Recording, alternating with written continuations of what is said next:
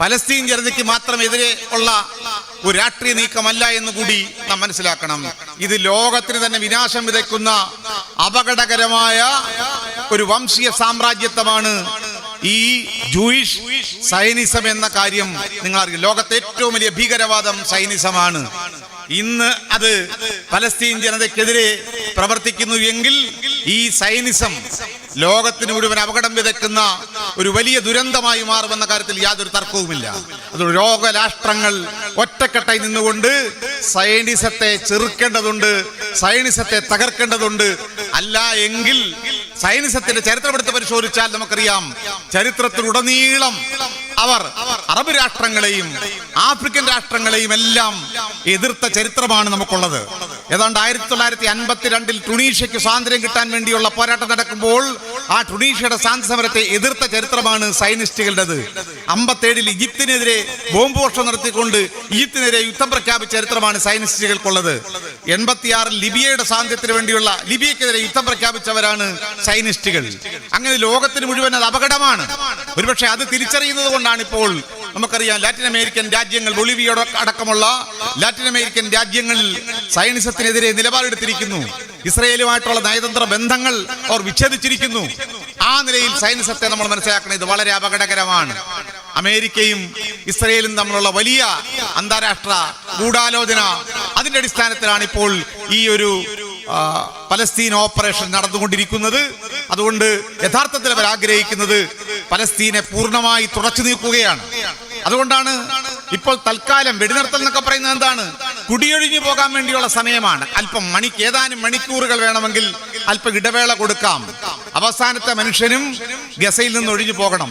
ഈ പലസ്തീൻ പ്രദേശം മുഴുവൻ പിടിച്ചെടുത്ത് അറബ് ജനതയെ പൂർണ്ണമായി തുടച്ചു മാറ്റുക എന്ന പൊളിറ്റിക്കൽ അജണ്ടയുടെ ഭാഗമായതുകൊണ്ടാണ് ഒരേ സമയം ഇതേപോലുള്ള അതിക്രമങ്ങൾ നടന്നുകൊണ്ടിരിക്കുന്നത്. മാത്രമല്ല, അയൽ രാജ്യങ്ങൾക്കെല്ലാം എതിരെ, സിറിയയ്ക്കൊക്കെ എതിരെ ഒരേ സമയം ബോംബാക്രമണം നടത്തിക്കൊണ്ടിരിക്കുന്നു. അതുകൊണ്ട് തീർച്ചയായും ഇത് അപകടകരമായ ഒരു കാര്യമാണ്. ഇനിയും അതുകൊണ്ടാണ് ആന്റണി ഗുട്ടറാസ് ഒരു നിലപാടെടുത്തത്. ഐക്യരാഷ്ട്രസഭയുടെ സെക്രട്ടറി ജനറൽ ധീരമായ ഒരു നിലപാടെടുക്കുമ്പോൾ ആ നിലപാടെടുത്തതിന്റെ പിന്നാലെ ഇസ്രയേൽ ആവശ്യപ്പെട്ടത് അങ്ങനെയാണെങ്കിൽ നിങ്ങൾ രാജിവെച്ചു പോകണമെന്നാണ്. പലസ്തീൻ ജനതയ്ക്ക് അനുകൂലമായ സത്യസന്ധമായ ധീരമായ ഒരു നിലപാടെടുത്താൽ ഐക്യരാഷ്ട്രസഭയുടെ സെക്രട്ടറി ജനറൽ ആണെങ്കിൽ പോലും രാജിവെച്ചു പോവുക എന്ന് പറയുമ്പോൾ എന്താണ് ഇസ്രയേലിന്റെ താല്പര്യം? മനുഷ്യത്വത്തോടൊപ്പം നിൽക്കുക എന്നുള്ളതല്ല, നീതിക്കൊപ്പം നിൽക്കുക എന്നല്ല. നമുക്കറിയാം, യുദ്ധ കരാറുകളുണ്ട്, ജനീവ കരാർ ഉൾപ്പെടെയുള്ള എത്രയോ കരാറുകളുണ്ട്. യുദ്ധത്തിൽ പാലിക്കേണ്ട മര്യാദകളുണ്ട്. പൗരന്മാരെ കൊല്ലാൻ പാടില്ല, സിവിലിയൻസിനെ കൊല്ലാൻ പാടില്ല, അവർക്ക് മേൽ ബോംബ് വർഷിക്കാൻ പാടില്ല, സ്ത്രീകൾ ആക്രമിക്കപ്പെടാൻ പാടില്ല, കുട്ടികൾ, വൃദ്ധർ അവർ ആക്രമിക്കപ്പെടാൻ പാടില്ല, അവർക്കൊക്കെ സംരക്ഷണം കൊടുക്കണമെന്ന് പറയുന്ന യുദ്ധ കരാറുകളുണ്ട്, ഉടമ്പടികളുണ്ട്. അത്തരം അന്താരാഷ്ട്ര കരാറുകൾ മുഴുവൻ ഇന്ന് ഇസ്രയേൽ ലംഘിച്ചുകൊണ്ടിരിക്കുകയാണ്. അവർക്ക് നിയമം ബാധകമല്ല. ലോകത്ത് ഒരു നിയമവും ഇന്ന് ഈ ഇസ്രയേലിന് എന്ന് പറയും തെമ്മാടി രാഷ്ട്രത്തിന് ബാധകമല്ല. ഒന്നും അവർ അനുസരിക്കാൻ ബാധകമല്ല. അവർ നടത്തുന്നത് ഏകപക്ഷീയമായ ഈ തരത്തിലുള്ള കയ്യേറ്റമാണ്, കുടിയേറ്റമാണ്, ആക്രമണമാണ്. അതുകൊണ്ട് ഇവരെ പിടിച്ചു കെട്ടേണ്ടത് ലോകത്തിന്റെ ആവശ്യമാണ്. ഇന്ത്യയെ സംബന്ധിച്ചിടത്തോളം നമ്മളെപ്പോലുള്ളവർ സ്വാതന്ത്ര്യത്തിന്റെ വിലയറിയാവുന്നവരാണ്. നമ്മൾ സ്വാതന്ത്ര്യ പോരാട്ടങ്ങളിൽ രക്തസാക്ഷികളായവരാണ് നമ്മൾ. അതുകൊണ്ടാണ് ഇന്ത്യയിലെ ജനങ്ങൾ മതത്തിനും ജാതിക്കും ഒക്കെ അതീതമായി പൊരുതുന്ന പലസ്തീനോടൊപ്പം നിലകൊള്ളുന്നത്, ഐക്യദാർഢ്യ സമ്മേളനങ്ങൾ നടത്തുന്നത്. അതുകൊണ്ട് പ്രിയമുള്ളവരെ, പലസ്തീന്റെ ഈ നൊമ്പരം, ആ നൊമ്പരം നമ്മുടെ ഈ നൊമ്പരമാണ്. അത് എത്രയും വേഗം അവസാനിപ്പിക്കാനുള്ള ശക്തമായ സമ്മർദ്ദം. നമ്മുടെ ഈ പ്രതിഷേധങ്ങൾക്ക് അർത്ഥമുണ്ടാകുന്നത് എപ്പോഴാണ്? ഈ പ്രതിഷേധങ്ങൾ ലോകത്തിന്റെ മുമ്പിലുണ്ട്.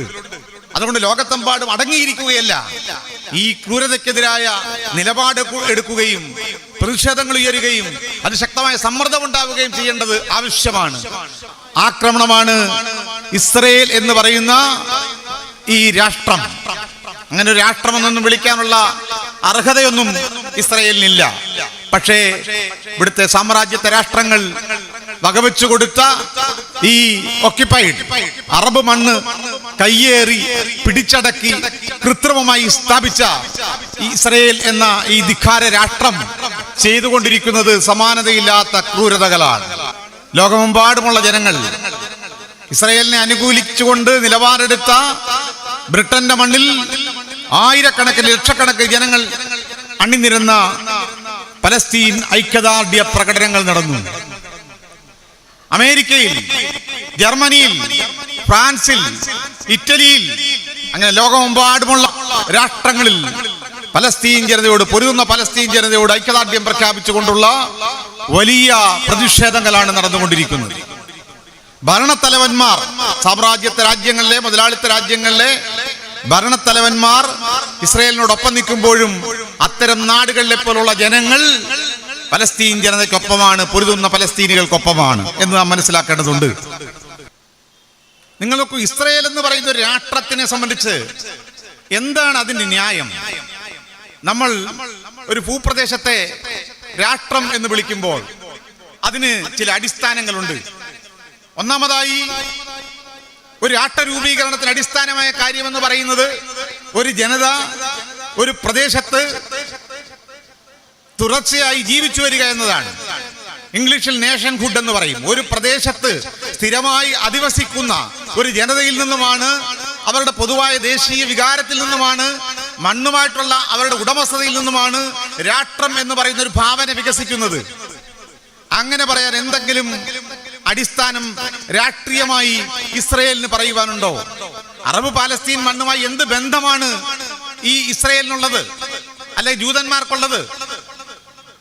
1947-48 പലസ്തീന് വേണ്ടിയുള്ള രാഷ്ട്രം, ഇസ്രായേലിന് വേണ്ടിയുള്ള രാഷ്ട്ര രൂപീകരണ സന്ദർഭം നടക്കുമ്പോൾ, അഥവാ ഇസ്രായേൽ എന്ന് പറയുന്ന ഒരു രാഷ്ട്രം ഇങ്ങനെ നിർമ്മിക്കണം, രൂപീകരിക്കണം എന്ന് ബ്രിട്ടൻ തീരുമാനിക്കുമ്പോൾ അവിടെ ഈ പലസ്തീൻ പ്രദേശത്ത് ജൂതന്മാരുടെ ജനസംഖ്യ വളരെ കുറവാണ്.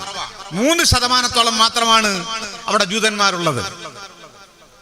മഹാഭൂരിപക്ഷവും അറബ് പലസ്തീൻ വംശജരാണ്. അവരുടെ മണ്ണായിരുന്നു അത്.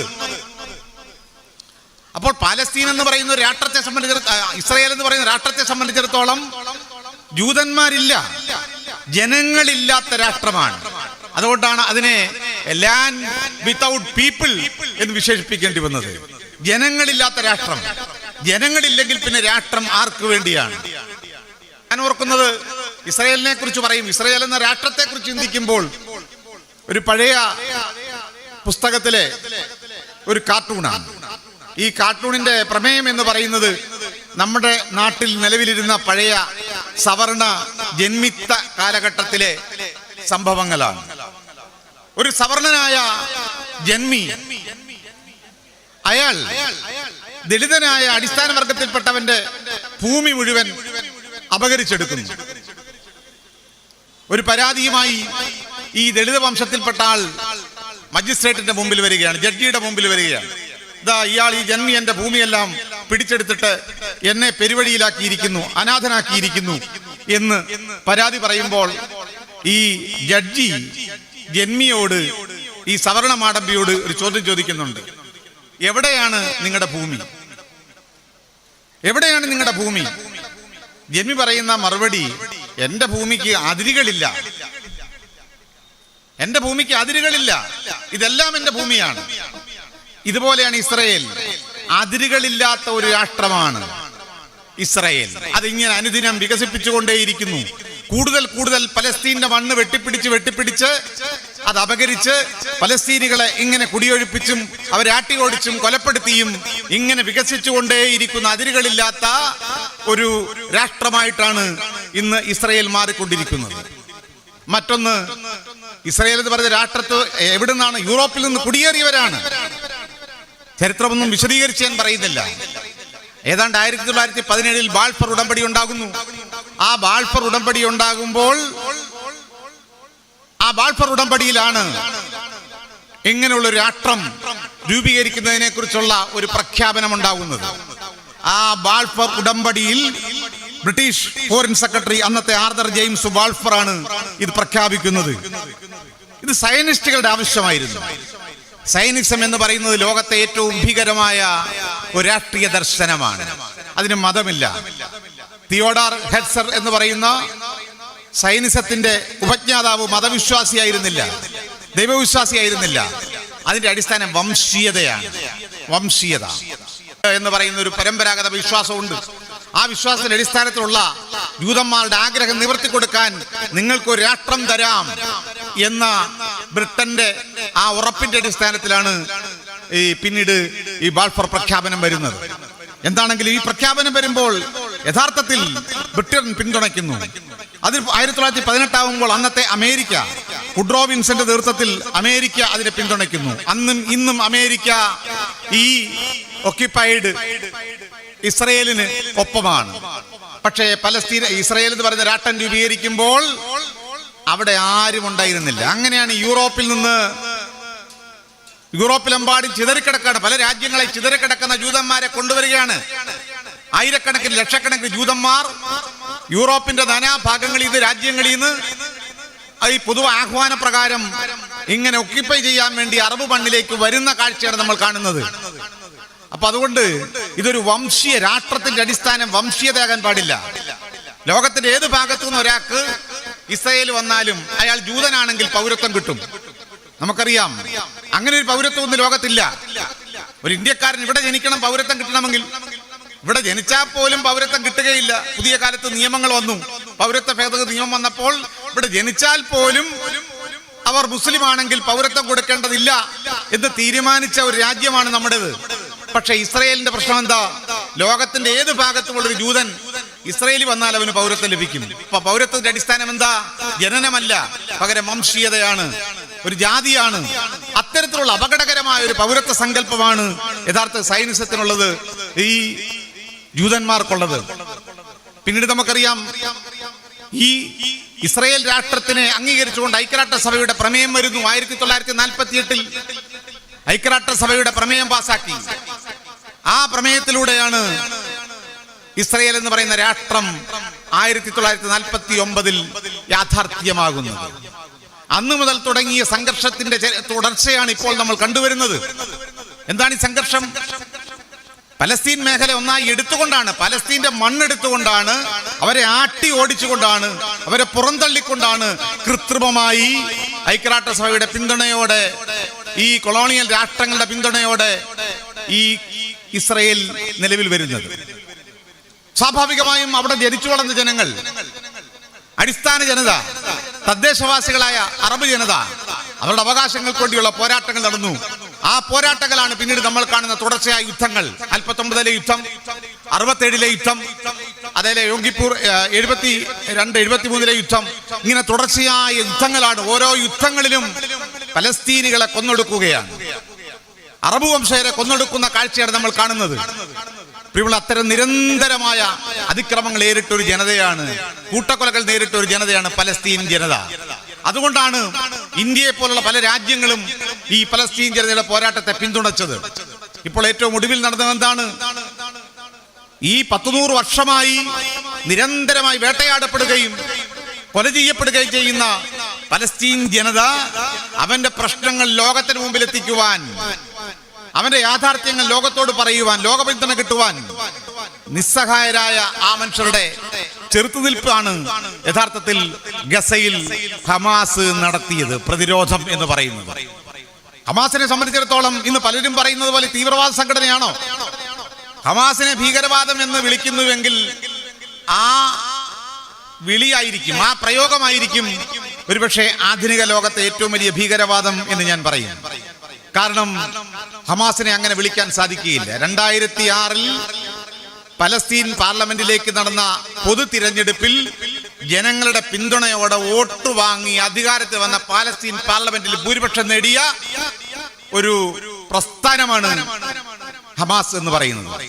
തെരഞ്ഞെടുപ്പിലൂടെ ജനങ്ങൾ പിന്തുണച്ച് പാർലമെന്റിൽ എത്തിച്ച ഒരു പ്രസ്ഥാനത്തെ, ഒരു ജനാധിപത്യ പ്രസ്ഥാനത്തെ എങ്ങനെയാണ് നമുക്ക് ഭീകരവാദ പ്രസ്ഥാനം എന്ന് വിളിക്കാൻ പറ്റുക, തീവ്രവാദ പ്രസ്ഥാനം വിളിക്കാൻ പറ്റുക?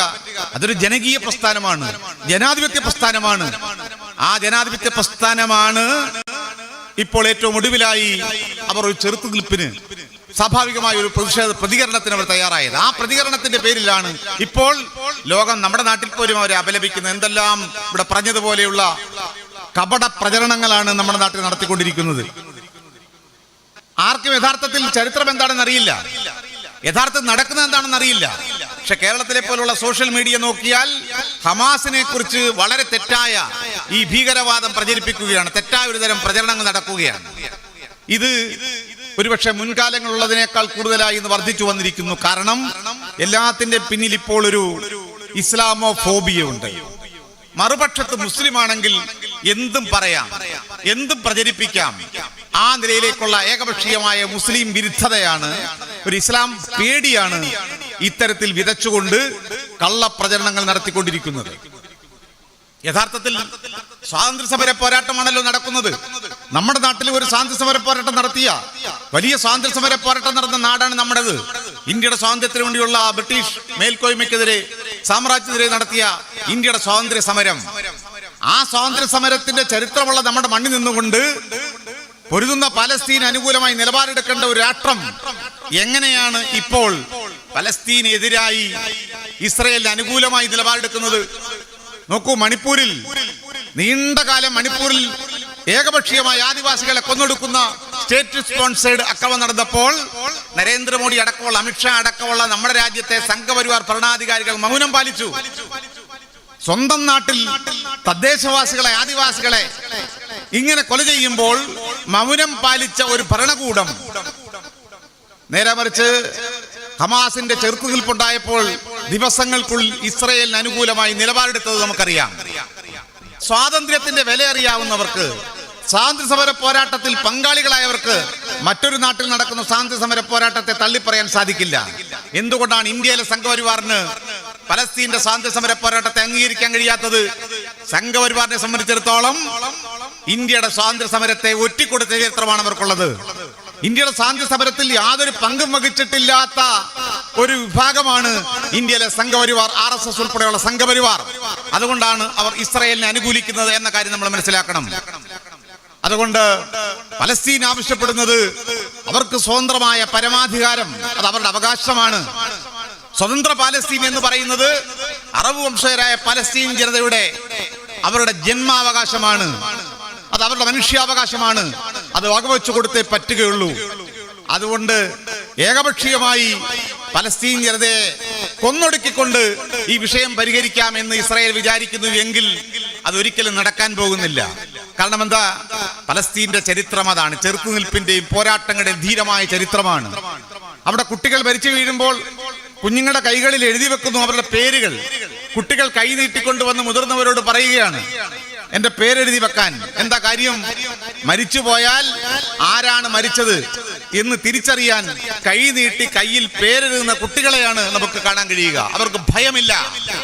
കാരണം അവർ ജനിച്ചു വളർന്നത് ഈ കൂട്ടക്കൊലകളുടെ നടുവിലാണ്. അവർക്ക് വേണ്ടത് സ്വാതന്ത്ര്യമാണ്, ജനിച്ച മണ്ണിൽ ജീവിക്കാനുള്ള സ്വാതന്ത്ര്യം. ആ സ്വാതന്ത്ര്യം കിട്ടുന്നിടം വരെ അവർ പൊരുതുക തന്നെ ചെയ്യും. ഒരു ശക്തിക്കും അവരെ തോൽപ്പിക്കാൻ സാധിക്കുകയില്ല. അല്പം പോലും സ്വാതന്ത്ര്യമില്ലാത്ത രീതിയിലേക്ക് അവിടെ ജീവിക്കുന്ന മുഴുവൻ മനുഷ്യരെയും കൊന്നു തള്ളാനാണ്, പൂർണ്ണമായി കൂട്ടക്കൊല ചെയ്യാൻ വേണ്ടിയുള്ള ഒരു ആസൂത്രിതമായ വംശഹത്യാ പദ്ധതിയാണ് യഥാർത്ഥത്തിൽ ഇപ്പോൾ അരങ്ങേറിക്കൊണ്ടിരിക്കുന്നത്. അപ്പോഴും നമ്മൾ കാണുന്നത് അവിടെ ചെറുത്തു നിൽക്കുന്ന, ഈ യുദ്ധവനമ്പിൽ നിന്നുകൊണ്ട് മുദ്രാവാക്യം വിളിക്കുന്ന, ചെറുത്തു നിൽക്കുന്ന പലസ്തീൻ ജനതയാണ്. അതുകൊണ്ട് സയനിസം, അതുകൊണ്ട് ഇത്തരം പ്രതിഷേധങ്ങൾക്കെല്ലാം രാഷ്ട്രീയമായ അതിന്റെ ന്യായങ്ങളുണ്ട്. ഇന്ന് നമുക്കറിയാം, ലാറ്റിൻ അമേരിക്കൻ രാജ്യങ്ങളെ സംബന്ധിച്ച് ഞാൻ പറഞ്ഞു, ബൊളീവിയയിലെ, ചിലിയിലെ, കൊളംബിയയിലെ, സൗത്ത് ആഫ്രിക്ക തുടങ്ങിയ രാജ്യങ്ങളിലെല്ലാം ഇത്തരത്തിൽ ശക്തമായ നിലപാടുകൾ എടുത്തുകൊണ്ട് പലസ്തീൻ ജനതയ്ക്ക് അനുകൂലമായി, ഈ അറബ് ജനതയ്ക്ക് അനുകൂലമായ ശക്തമായ നിലപാടെടുക്കുന്നു. അത് ഞാൻ സൂചിപ്പിച്ചതുപോലെ വലിയ രാജ്യങ്ങൾ പോലും ലക്ഷക്കണക്കിന് ജനങ്ങൾ ഇന്ന് ഐക്യദാർഢ്യ റാലികളിൽ പങ്കെടുത്തുകൊണ്ട് പലസ്തീനെ പിന്തുണയ്ക്കുന്നു. അതുകൊണ്ട് പലസ്തീൻ എന്നത് പല ജനതയുടെ, അറബ് ജനതയുടെ, പലസ്തീൻ ജനതയുടേത് ജന്മാവകാശമാണ്. അവർ നടത്തുന്നത് ലോക ചരിത്രത്തിലെ ഏറ്റവും വലിയ സ്വാതന്ത്ര്യ സമര പോരാട്ടമാണ്. അവർ നടത്തുന്നത് മനുഷ്യാവകാശങ്ങൾക്ക് വേണ്ടിയുള്ള, പൗരാവകാശങ്ങൾക്ക് വേണ്ടിയുള്ള പോരാട്ടമാണ്, ജീവന് വേണ്ടിയുള്ള പോരാട്ടമാണ്. ആ പോരാട്ടം വിജയിക്കേണ്ടതുണ്ട്. ലോകം ആഗ്രഹിക്കുന്നത്, ധാർമ്മികമായി നമ്മൾ ആഗ്രഹിക്കുന്നത് പലസ്തീൻ ജനതയുടെ പോരാട്ടം നീതിക്ക് വേണ്ടിയുള്ള പോരാട്ടമായതുകൊണ്ട്, സത്യത്തിന് വേണ്ടിയുള്ള പോരാട്ടമായതുകൊണ്ട് ആ പോരാട്ടം പരാജയപ്പെടുകയില്ല. എത്രമാത്രം ഭീകരമായ അതിക്രമങ്ങൾ നടത്തിയാലും എന്നെ സംബന്ധിച്ചിടത്തോളം ഞാൻ ചരിത്രത്തെ സാക്ഷി നിർത്തി പറയാൻ ആഗ്രഹിക്കുന്നത്, പലസ്തീൻ ജനതയുടെ പോരാട്ടത്തെ അടിച്ചമർത്തി ഇല്ലാതാക്കാൻ എത്രമാത്രം ശ്രമിച്ചാലും, എത്ര സാമ്രാജ്യ ശക്തികൾ പിന്തുണച്ചാലും, ഇസ്രയേൽ എന്ന് പറയുന്ന ഈ തെമ്മാടി രാഷ്ട്രത്തിന് പലസ്തീൻ ജനതയുടെ സ്വാതന്ത്ര്യ അഭിലാഷങ്ങളെ എന്നേക്കുമായി കുഴിച്ചുകൂടാൻ സാധിക്കുകയില്ല. എല്ലാ എതിർപ്പുകളെയും അതിജീവിച്ചുകൊണ്ട് പലസ്തീൻ ജനത ഫിനിസ് പക്ഷിയെ പോലെ ഉയർത്തെഴുന്നേൽക്കും. നമുക്കറിയാം, ഒരു ചൊല്ലുണ്ട്, നിങ്ങൾക്ക് ഒരു വിമോചന പോരാളിയെ വേണമെങ്കിൽ തുറുങ്കിലടയ്ക്കാം, പക്ഷേ ഒരു വിമോചന പോരാട്ടത്തെ തുറുങ്കിലടയ്ക്കാൻ സാധിക്കുകയില്ല.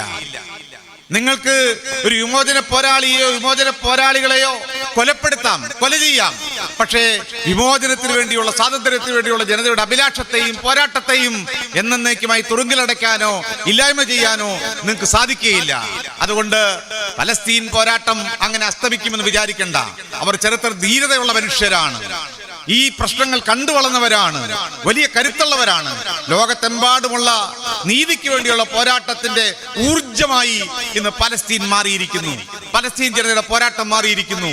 അതുകൊണ്ട് പലസ്തീന്റെ പോരാട്ടം വിജയിക്കേണ്ടത് നമ്മുടെയൊക്കെ ആവശ്യമാണ്. ആ അർത്ഥത്തിൽ എല്ലാവിധമായ പിന്തുണയും ആ ജനതയ്ക്ക് കൊടുക്കാൻ നമ്മൾ ബാധ്യസ്ഥരാണ്.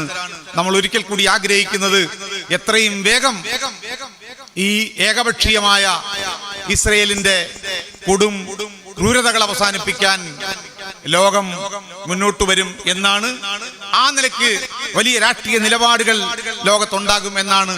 കാരണം ഈ രാജ്യത്തെ പൗരന്മാർ എന്ന നിലയിൽ ഭരണകൂടത്തോട് നമ്മൾ പറയുന്നു, ഈ രാജ്യം പൈതൃകമായി സ്വീകരിച്ച, പലസ്തീൻ അനുകൂലമായി സ്വീകരിച്ച ഇന്ത്യയുടെ നിലപാടിനോടൊപ്പം നിന്നുകൊണ്ട്, പലസ്തീൻ, സ്വതന്ത്ര പലസ്തീൻ എന്ന് പറയുന്ന അവരുടെ ആവശ്യത്തിനോടൊപ്പം നിന്നുകൊണ്ട് ശക്തമായ നിലപാടെടുക്കാൻ ഇന്ത്യ എന്ന രാഷ്ട്രം തയ്യാറാകണമെന്നാണ് ഈ രാജ്യത്തെ പൗരന്മാരെന്ന നിലയിൽ ഭരണകൂടത്തോട് നമ്മൾ പറയാൻ ആഗ്രഹിക്കുന്നത്.